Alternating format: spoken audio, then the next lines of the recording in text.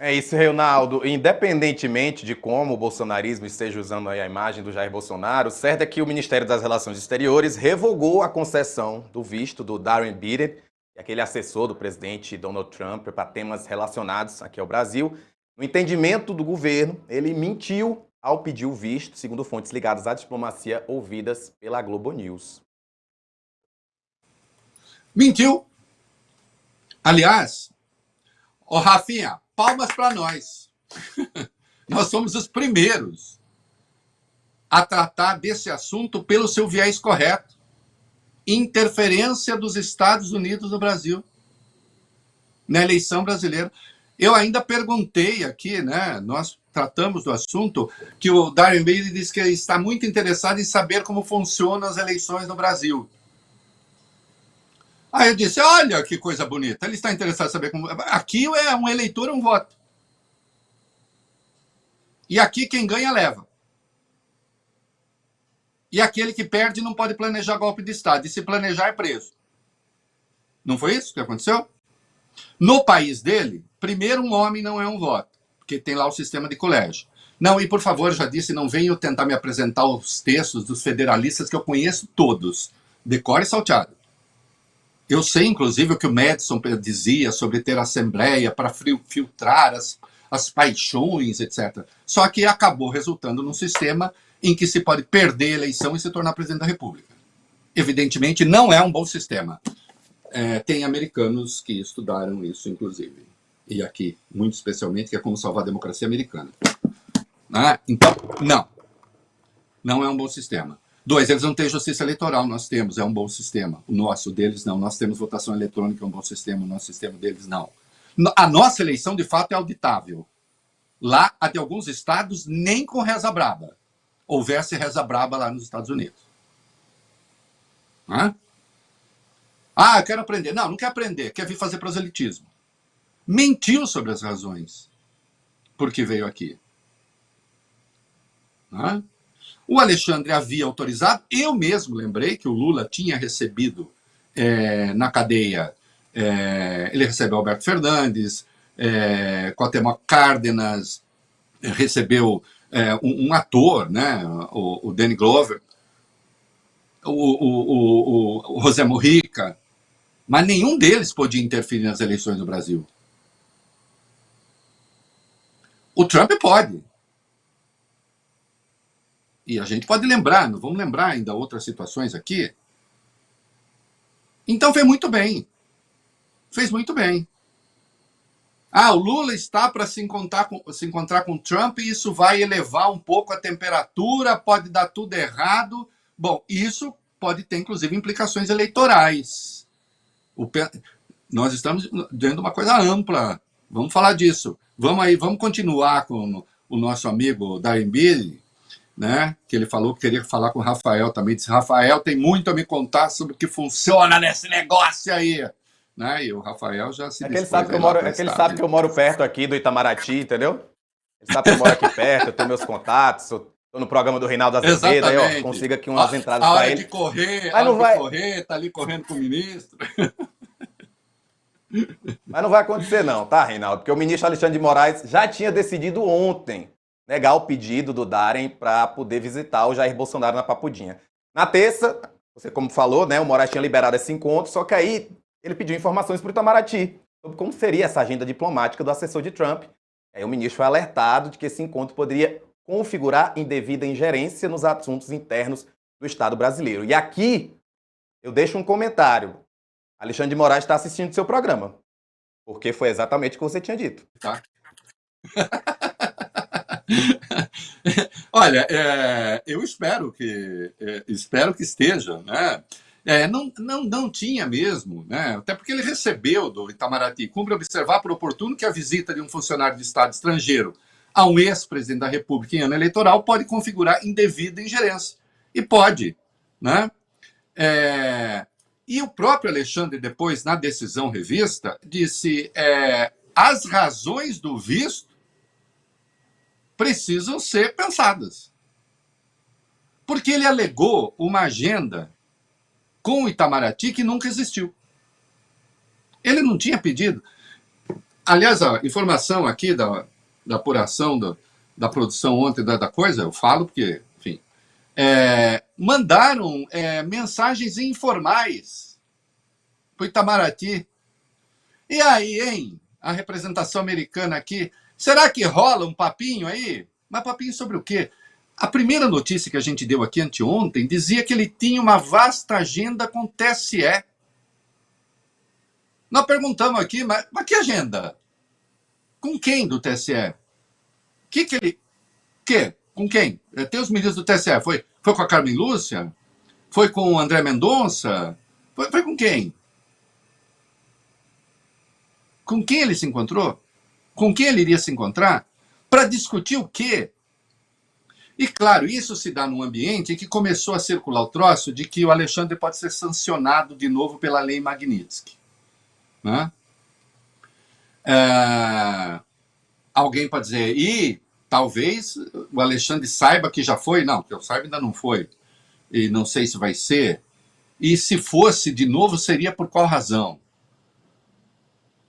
Quando você pega o que é a lei Magnitsky, o que não faz nenhum sentido, a aplicação da lei. Agora, se depender de o Alexandre ficar com receio de Magnitsky ou de não sei o que para não tomar decisão, isso realmente não vai acontecer. A decisão inicial dele estava correta, eu mesmo disse aqui. Outros visitaram Lula na cadeia, não há, em princípio, nada. Agora, quando ficou clara a ingerência, porque ingerência, inclusive mentira para entrar no Brasil, é evidente que o Alexandre fez a única coisa que era aceitável fazer. E se resolveram botar um pouco de terror com Lei Magnitsky em cima dele para ver se ele se acovardava, mais uma perda de tempo, mais uma. Né? Parece que tem gente que não se acostumou ainda, que não é assim que a coisa funciona. Né? Evidentemente, fez o que tinha de fazer. Né? E aí, claro, o Flávio já reagiu e nós temos implicações eleitorais aí. Vamos lá. Exatamente. Vamos voltar a falar do Flávio Bolsonaro, mas dessa vez ele reclamando da decisão do Alexandre de Moraes. Ele disse o seguinte lá no X, tá? Alexandre de Moraes, mais uma vez, arrumando confusão com os Estados Unidos por nada. Depois taxam o Brasil e vão querer colocar na nossa conta. Moraes é tóxico, afundou a imagem do judiciário e agora está criando um problema master para o Brasil. Mensagem interessante, né? Porque a gente tem falado aí do Flavinho Blau Blau, você tem comentado, esse tom aí já não é tão Blau Blau, né?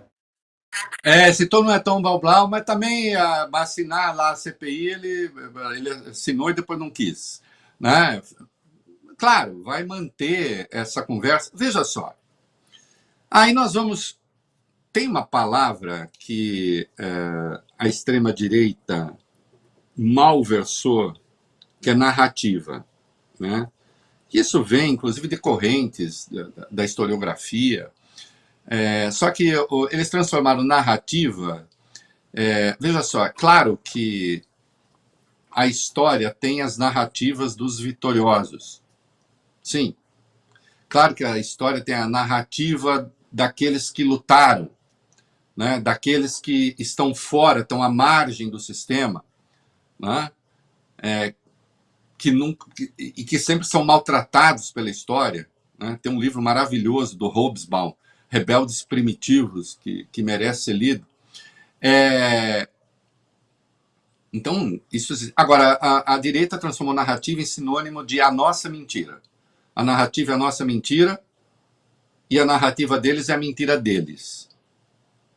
Quem conhece um pouco de literatura política sabe que, em última instância, esse é o conceito marxista de ideologia. A ideologia como um discurso justificador da realidade e que, no entanto, não é a realidade. Né? É o discurso justificador. Né? Referência para a leitura à ideologia alemã, né? Do Marx. Muito bem. O que nós temos aí, e eu pretendo pregar a palavra narrativa agora em sentido que eu acho correto, resgatado da historiografia, ao mesmo tempo em que, evidentemente, o Flávio está buscando atrair o Trump para pressionar o Lula, Trump como inimigo do Lula. E aí a ideia é fazer a campanha mais acovardada possível do ponto de vista da soberania, que é, se vocês votarem nesse cara, os Estados Unidos vão punir o Brasil. Votem em mim que eu sou amigo deles. Voltamos a esse padrão.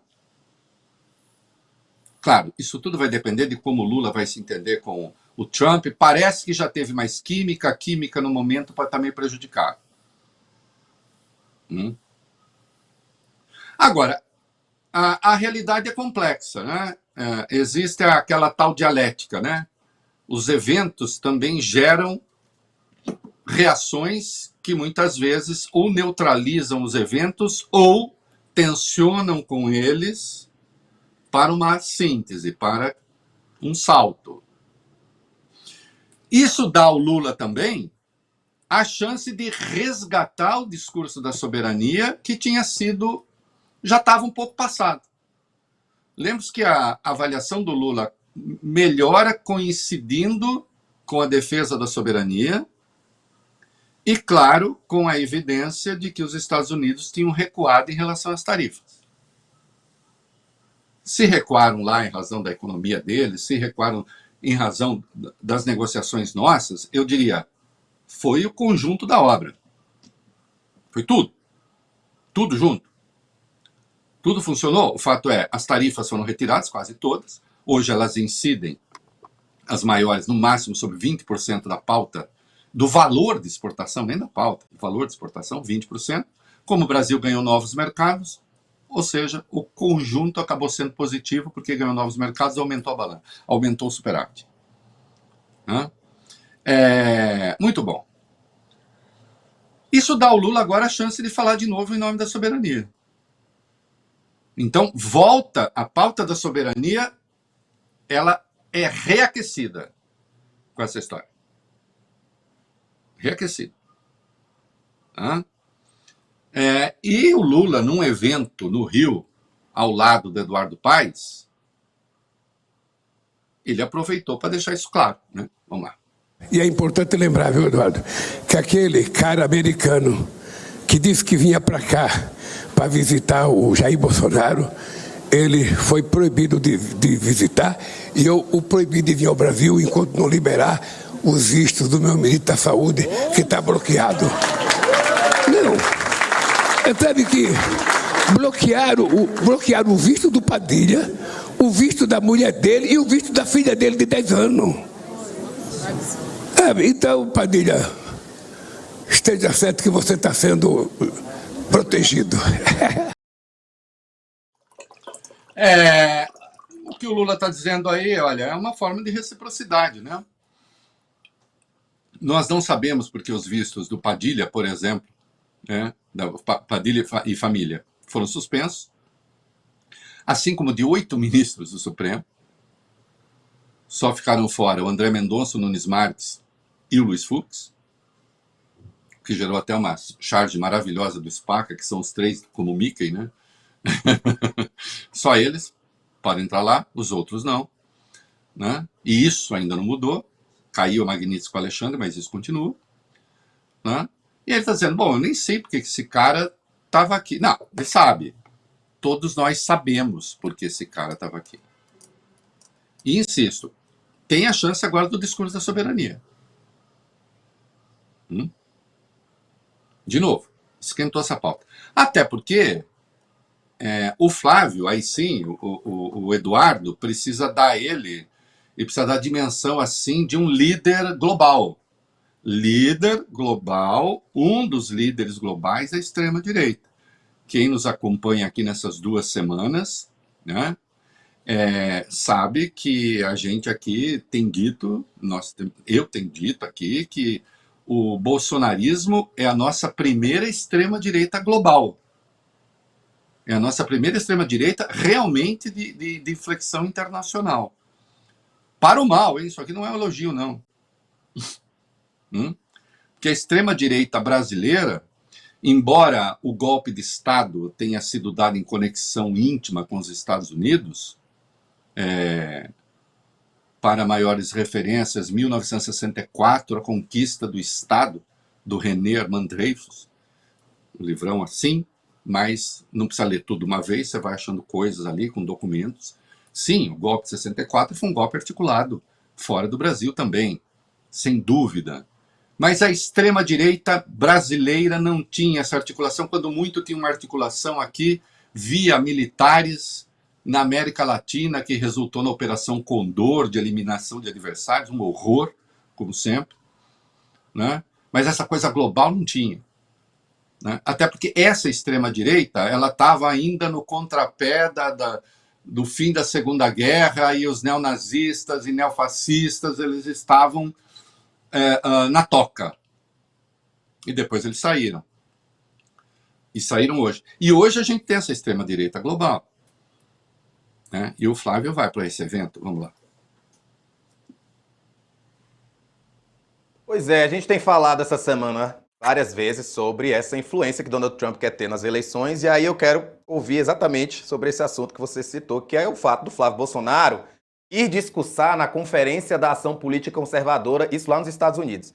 Esse evento é ligado à extrema-direita, deve contar com a presença do presidente americano Donald Trump, e o Flávio ainda não definiu se vai participar presencialmente ou por videoconferência, por conta da agenda dele como pré-candidato à presidência da República.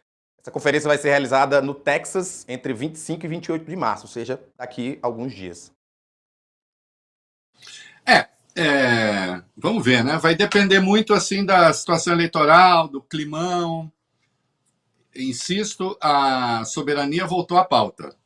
Esse é o tema de fundo. Esse é o tema de fundo. A gente precisa ver aquilo que é as borbulhas, né? Borbulhas de amor à luz da lua. Como naquela música que o Fagner canta.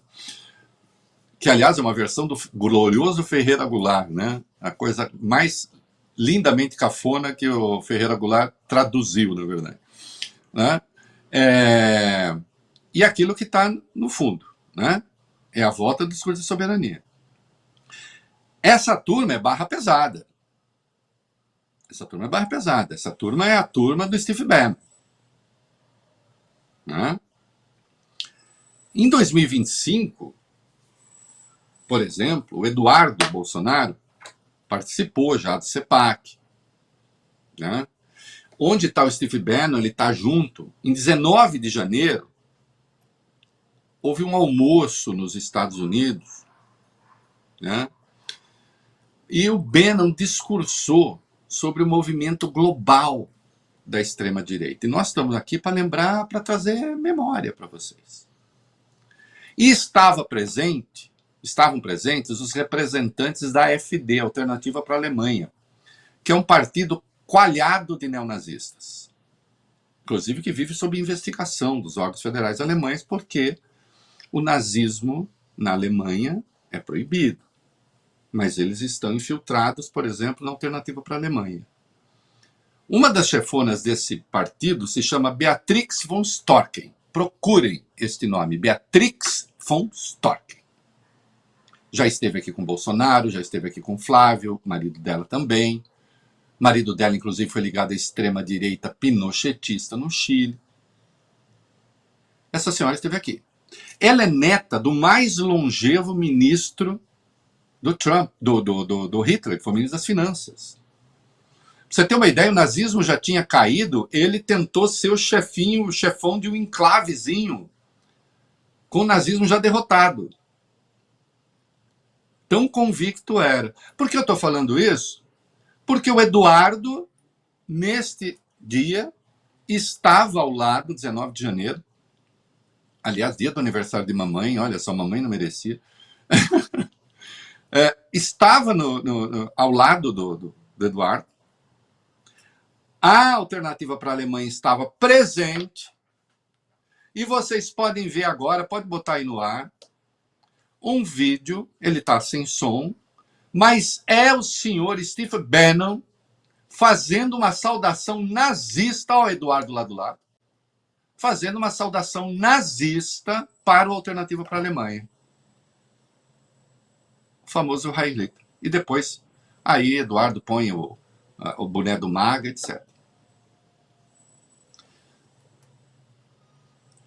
Eu não acho que essa questão da exacerbação ideológica vai ser tema. Tenho visto alguns analistas por aí a falar isso. Bom, eu não estou dizendo que esse vai ser o tema principal de campanha. A soberania vai ser um dos temas. E aí é preciso ver como cada um vai tratar essa questão. Evidentemente, o Lula vai falar em defesa do Brasil. Mas ele vai abrir confronto com os Estados Unidos? Bom, aí precisa ver também o que o Trump quer. Como a gente não vai ter tempo de chegar lá, o Trump, por exemplo, os Estados Unidos já colocaram as organizações criminosas, tudo indica, como organizações terroristas regionais. PCC, Comando Vermelho, etc. Isso expõe o Brasil a sanções de natureza econômica. Nós tratamos disso aqui ontem. Isso expõe o Brasil a sanções de natureza militar. Os militares brasileiros, por exemplo, são contra, porque sabem que isso pode ser um pretexto para fazer incursões na Amazônia. O que nunca aconteceu no Brasil. Nem quando os militares brasileiros coordenaram o golpe de Estado aqui em 64 com os americanos, o que está absolutamente documentado, citei o livro 1964, Conquista do Estado, nem assim eles permitiram que americanos entrassem na Amazônia. As solicitações para a base militar na Amazônia existem desde sempre. Os militares nunca aceitaram. Quando o Bolsonaro tentou derrubar o Maduro junto com o Trump, os americanos queriam autorização para entrar pela Amazônia, para se infiltrar na Venezuela, e os militares disseram não. Mesmo militar bolsonarista. Isso é questão de honra. Se for considerada organização terrorista, isso corre o risco de acontecer. Além das sanções de natureza econômica. Então a gente precisa... Vamos ver como tudo isso vai se dar, como é que esse debate vai se dar, porque nunca terá sido tão importante tratar dessa questão como agora. Eles já decidiram isso sobre as organizações brasileiras. Mas o Trump quer nos mandar bandidos. O Trump quer mandar bandidos para o Brasil. Ele quer que o Brasil, que as prisões de segurança máxima no Brasil, recebam criminosos internacionais. Ele quer transformar o Brasil numa espécie de El Salvador de dimensões continentais. E a extrema-direita também, porque foi todo mundo lá rezar nos pés do Nayib Bukele, aquele tarado. Mas olha, a criminalidade em El Salvador. Bom, prendeu quem ele achou que deveria prender, sem devido processo legal, sem nada. Em El Salvador dá para fazer. Sabe qual é o tamanho de El Salvador, Rafael? Metade do estado do Rio de Janeiro. Com metade da população, porque tem 6,5 milhões de pessoas.